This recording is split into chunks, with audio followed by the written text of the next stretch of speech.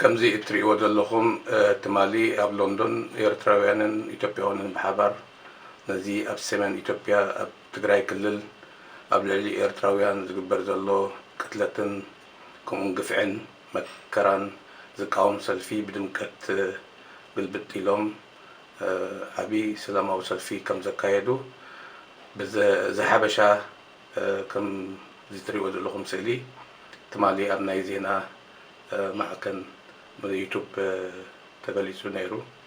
እዚ ድማ ኣነ ነቲ ኣቐድም ኣቢልና ትማሊ እውን ብዛዕባ ናይዞም ስደተኛታት ኣንባዕቆቢ ስደተኛታት ማይ ዓይንን ዓዲ ሓድሽን ከምኡን ኣብ ካሊእን ኣብ ከተማታት ይኹን ኣብ ሽረ ኤርትራውያን እንዳተጨውዩ ኣብ ትሕቲ ቤት ማእሰርትን ከምኡ ኣብ ልዕሊኦም ግፍዕን መቕተልትን ይፍፀም ከም ዘሎ ዝሕብር ቪድዮ ናባኻትኩም ኣቕሪበ ነይረ።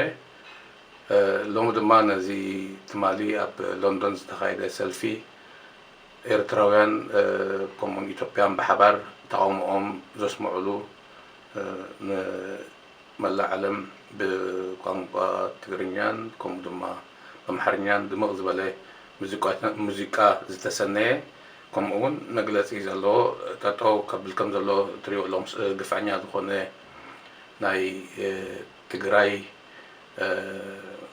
ህዝባዊ ሓርነት ጠጠው ከብል ሰላማዊ ሰልፊ ምቕታልን ከምኡ ድማ ግፍዒ ምፍፃምን ኣብ ልዕሊ ሰላማዊ ዝኾኑ ኤርትራውያን ጠጠው ንኸብል ፃውዒት ዘቕርብ እዩ ነይሩ። ከምዚ እትሪእዎ ዘለኹም ብጣዕሚ ኣዝዩ ድሙቕ ዝኾነ ሰልፊ ነይሩ እሞ ነፍሲ ወከፍ ኣብ ወፃኢ ሃገር ኣብ ኤሮፓ ይኹን ኣብ ሰሜን ኣሜሪካ ካናዳ ካሊእ ኣብ ዝተፈላለዩ ሃገራትም ብሓባር ከምዚ ዓይነት ድሙቕ ዝኾነ ነዚ ዝካየድ ዘሎ ግፍዕን መቕተልትን ኣብ ልዕሊ ኣሕዋትና ኤርትራውያን ድምፅና ከነስምዕን ድምፂ ክንኮኖምን ብጣዕሚ ኣገዳሲ ዝኾነ ግዚኡ ዝሓትት ኩነት ምዃኑ ነፍሲ ወከፍ ይስሕቶ ዝብል ኣይብልን እየ። ንሕና እውን ኣብ ተስፋ ገበርቶም ጠርነፍቲ ወይ ኣካየድቲ ኮሚቴታት ነዚ ኣብ ኤሮፓ ዘለዎም በብዓዱ ከምዚ ዓይነት ሰልፊ ገይሮም ተቃውሞም ንኸስምዑ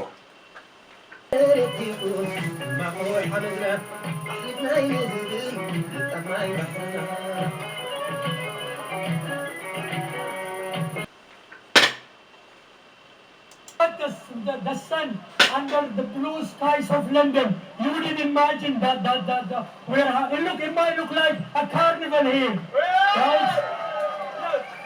Yes, it might look like a carnival, but there is a serious message to this rally. Right? Judging by the colors, it might look, and by the music that would be following, it might look like a carnival. But there is a serious side and there is a serious message. A village or a community cannot live in peace if there is a belligerent delinquent wreaking havoc for the peace of the people of the village. That is TPLF. TPLF wreaking havoc in the peace of the people of Ethiopia and Eritrea. Down with TPLF. Down with TPLF. Down with TPLF. As if the burden of attacks on Ethiopian National Defense Forces and Eritrean sovereignty, which has pushed TPLF to the mountains, to the rabbit holes. As if that is not enough, okay? After the Ethiopian government has declared a unilateral humanitarian ceasefire to give chance for peace, to give chance for humanitarian purposes, what does TPLF do? It is still drumming the drum of war. But unfortunately, that drum of war will take it to the end. That would be the end of TPLF.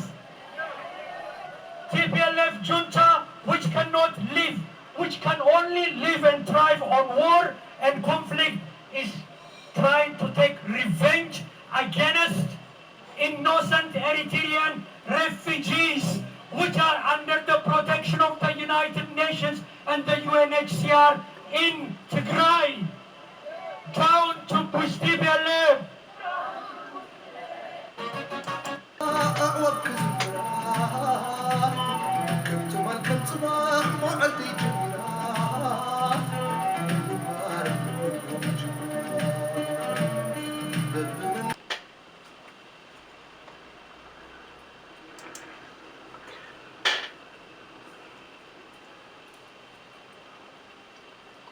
ከምዚ እትሪእዎ ዘለኹም ትማሊ ኣብ ሎንዶን ኤርትራውያንን ኢትዮጵያውያንን ብሓባር ነዚ ኣብ ሰሜን ኢትዮጵያ ኣብ ትግራይ ክልል ኣብ ልዕሊ ኤርትራውያን ዝግበር ዘሎ ቅትለትን ከምኡን ግፍዕን መከራን ዝቃወም ሰልፊ ብድምቀት ግልብጥ ኢሎም ዓብይ ሰላማዊ ሰልፊ ከም ዘካየዱ ብዝሓበሻ ከም ዝትሪእዎ ዘለኹም ስእሊ ትማሊ ኣብ ናይ ዜና ማዕከን ዩቱብ ተገሊጹ ነይሩ።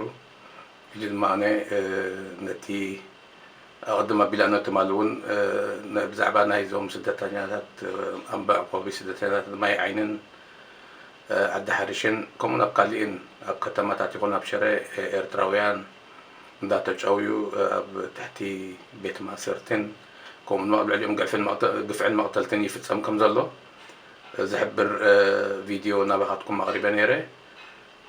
ሎሚ ድማ ነዚ ትማሊ ኣብ ሎንዶን ዝተኻየደ ሰልፊ ኤርትራውያን ከምኡን ኢትዮጵያን ብሓባር ተቃውሞኦም ዘስምዑሉ ንመላእ ዓለም ብቋንቋ ትግርኛን ከምኡ ድማ ኣምሓርኛን ድምቕ ዝበለ ሙዚቃ ዝተሰነየ ከምኡ እውን መግለፂ ዘለዎ ጠጠው ከብል ከም ዘሎ እትሪእዎ ኣለኹም ግፍዐኛ ዝኾነ ናይ ትግራይ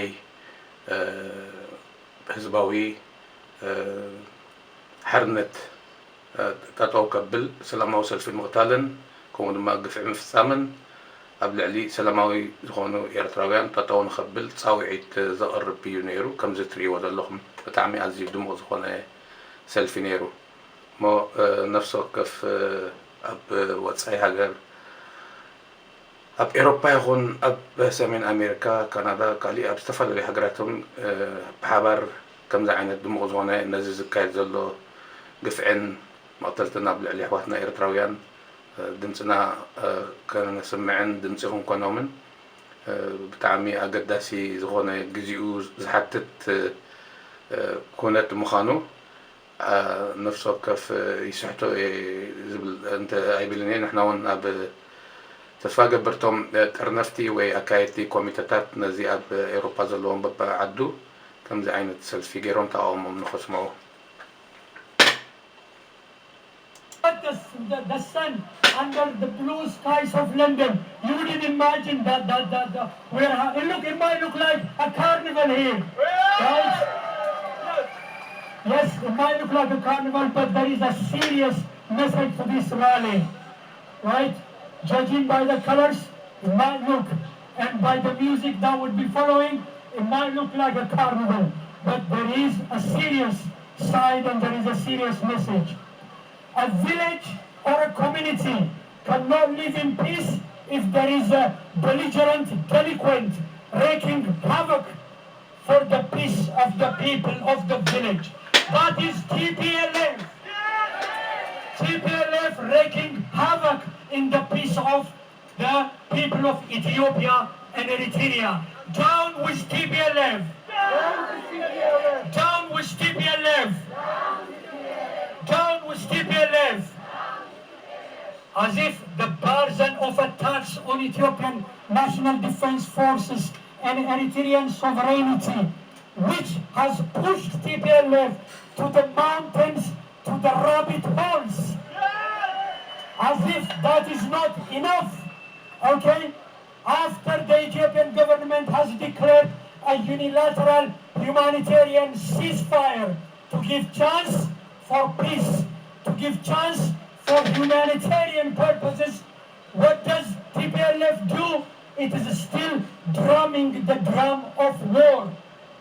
But unfortunately, that drum of war will take it to the end. That would be the end of TPLF.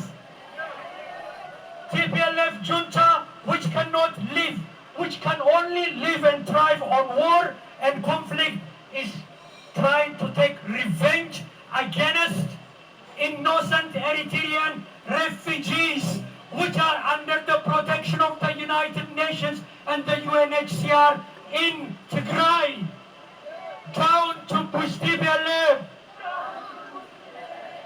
እቲ ናይ ኢትዮጵያ ፌደራላዊ መንግስቲ ብሓደ ወገን ተኽሲጠጦ ምባል ህዝቢ ትግራይን ከምኡ እውን ወያነ ሓርነት ትግራይ ብፅሞና ኮፍ ኢሎም ነቲ ነገር ፖለቲካዊ መፍትሒ ንክገብርሉ ንዝብል ዕድል ድሕሪ ምሃብ እንደገና ግን ብወገን ቲፒኤልኤፍ እቲ ምርጫ እንኮ ናቶም ዘሎ ጥራይ ኩናት ምክያድ ከምኡ እውን ብወገን ናይ ክልል ኣምሓራ ንኤርትራ እውን ኩናት ክንቅፅል ኢና ካብ ዝብል ነዚ ተቃውሞ እዚ ድማ ብፍላይ ዕቁባት ዝኾኑ ኤርትራውያን ኣብ ትሕቲ ዩኤንኤችሲአርን ከምኡ ድማ ናይ ሕብራት መንግስታት ዘለውን ኣብ ክንዲ ከለላ ዝግበረሎም ኣብ ልዕሊኦም ንዝወርድ ዘሎ ግፍዕን መቕተልትን ጠጠው ይበል ስለዚ እቲ ናይቶም ኣብቲ ማዓስከራት እንዳኸዱ ኣብ ልዕሊ ኤርትራውያን ዝፍፅሙ ዘለዉ ግፍዕታትን ድማ ክኹንንዎ ከም ዘለዎ ህዝቢ ዓለም ጠጠው ክብል ከም ዘለዎ በዘይገለ ቅድሚ ኩነት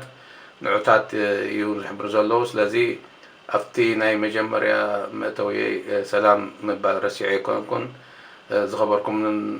ዝኸበርክንን ሰላምታ ይቐርብ እሞ እዚ መስልቲ ናይቲ ሰልፊ ከም ትሪኦ ዘለኹም ንሕና ተሳትፎ እውን ድምፂ ክንኮኖም ነቶም ኣሕዋትና ኣብ ፈቆዶ ማዓስከራትን ካብ ወፃን ኣብ ልዕሊኦም ግፍዕ ዝፍፀም ዘሎ ክንብርትዕ ከም ዝግባአና እሞ እዚ እንዳበልኩ ድሙቕ ሰላማዊ ሰልፊ ኣድማዒ ዝኾነ ሰልፊ ኣብ ሎንዶን ከም ተኻየደ ይሕብር ስለዚ ሰላም ዘሎ ቅነን መዓልትን ይግበረልኩም ቻው ደሓን ኩኑ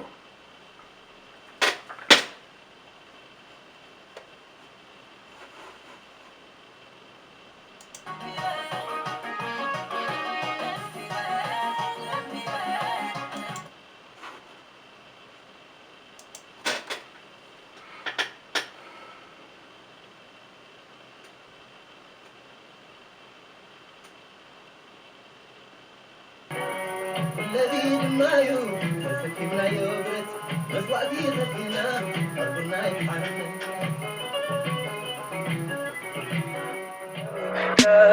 Tell me pretty lies, look me in the face, tell me that you love me, even if it's fake.